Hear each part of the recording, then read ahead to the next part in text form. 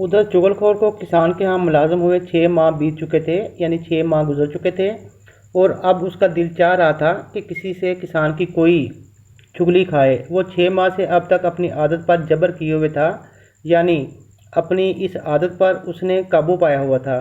मगर अब मुआहदे की मुद्दत ख़त्म होने पर अपने आप पर काबू पाना उसके बस में ना था। चनाचे जब वो अपनी आदत से बिल्कुल मजबूर हो गया तो उसने सोचा अब चाहे कुछ हो मैं किसान की चुगली ज़रूर खाऊंगा, और अब तो माहिदे के मुताबिक मेरा हक भी है। माहिदा तय की हुई बात। एक रोज़ यानी एक दिन किसान हस्बे मामूल यानी मामूल के मुताबिक अपने खेतों में गया हुआ था और घर में उसकी एक बीवी अकेली थी। ये देखकर चुगलखोर किसान की बीवी के पास गया और बड़ा हमदर्द बनते हुए कहने लगा, अगर तुम बुरा न मानो तो मैं तुमसे एक बात कहूँ। किसान की बीवी बोली, ज़रूर कहो, उसमें बुरा मानने की क्या बात है। चुगलखोर और भी ज़्यादा हमदर्दी जताते हुए बोला, इसमें तुम्हारा ही भला है।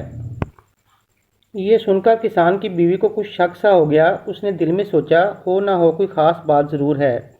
यही ख्याल करके वो कहने लगी, फिर तो ज़रूर कहो वो क्या बात है। जवाब में चुगलखोर बड़े राजदाना अंदाज में बोला, दरअसल किसान कोढ़ी हो गया है। कोढ़ी होना यानी कोढ़ हो जाना ये एक जिज़ामी बीमारी है।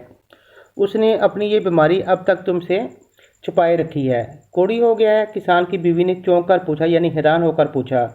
उसे बड़ा ताज्जुब हुआ, यानी बड़ी हैरानी हुई। ये बात उसके लिए जिस कदर नई थी उससे कहीं ज़्यादा हैरानकुन भी थी। चुगलखोर ने जब अपना तीर निशाने पर बैठता देखा तो बोला, अगर तुम्हें यकीन न आए तो आजमा के देख लो।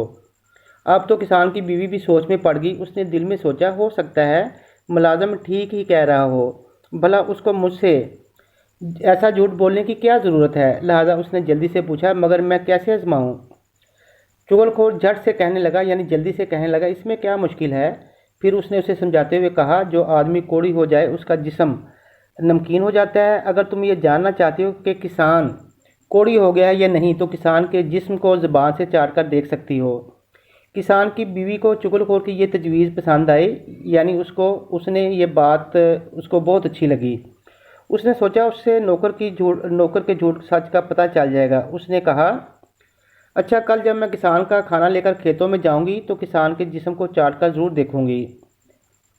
चुगलखोर किसान की बीवी से ये बातें करके सीधा खेतों की तरफ चल दिया, जहां किसान पहले ही से खेती बाड़ी के कामों में लगा हुआ था। दरअसल यानी हकीकत में उन दिनों फसल पक चुकी थी, जिसकी वजह से किसान 2 रोज़ से अपने घर नहीं गया था। उसे रात को भी खेतों ही में रहना पड़ता था। चुगलखोर किसान के पास पहुंचा और उससे बड़ी राजदारी से कहने लगा, तुम इधर खेतों में काम करते रहते हो और उधर तुम्हारी बीवी पागल हो गई है। किसान बड़ा हैरान हुआ। उसने ताज्जुब से पूछा, यानी हैरानी से पूछा, ये तुम क्या कह रहे हो। चुगलखोर ने उसे यकीन दिलाते हुए कहा, मैं सच कह रहा हूँ, वो तो पागलपन में आदमी को काटने दौड़ती है। किसान सारा काम काज छोड़कर सोच में पड़ गया।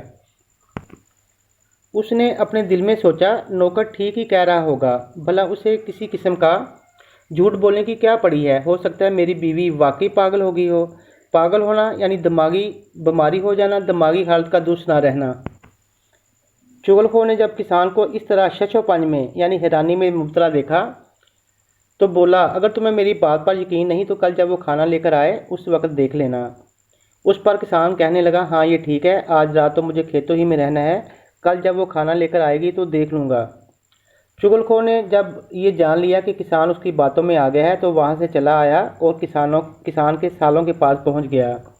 वहाँ पहुँचकर उसने उनसे कहा, तुम लोग यहाँ मज़े कर रहे हो और तुम्हारा बहनोई तुम्हारी बहन को रोज़ मार मार कर अधमुआ कर देता है, यानी अधमुआ आधा मरा हुआ।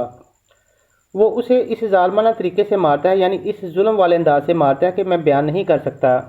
किसान के सालों ने चुगलखोर की ये बात सुनी तो बहुत परेशान हुए, लेकिन उन्होंने उससे कहा, मगर हमारी बहन ने तो हमें ये कभी नहीं बताया। उस पर चुगलखोर बोला, वो बेचारी शर्म के मारे तुम्हें कुछ नहीं बताती, वरना उसे तो किसान इस बुरी तरह मारता पीटता है कि वो हलकान हो जाती है, यानी निढाल हो जाती है। खेतों में सबके सामने उसकी बेइज्जती करता है, लेकिन हम तुम्हारी बात पर कैसे यकीन कर लें। उस पर चुगलखोर झट से बोल पड़ा, अगर तुम लोग ये समझ रहे हो कि मैं झूठ कह रहा हूँ तो कल दोपहर को जब तुम्हारी बहन खाना लेकर खेतों में जाएगी उस वक्त तुम खुद अपनी आंखों से देखना किसान उसे किस तरह मारता है। किसान के साले ये बात सुनकर गुस्से में तिल मिलाने लगे, यानी तड़पने लगे। भला वो अपनी बहन की बेइज्जती कैसे बर्दाश्त कर सकते थे। उन्होंने चुगलखोर से कहा, अच्छा कल हम खेत में छुपकर ये सब कुछ आंखों से देखेंगे। चुगलखोर वहाँ से रुखसत होकर सीधा किसान के भाइयों के पास गया और उनसे जाकर कहा, बड़े अफसोस की बात है, तुम लोग सब एक माँ के बेटे हो और फिर भी अपने भाई की मदद नहीं कर सकते।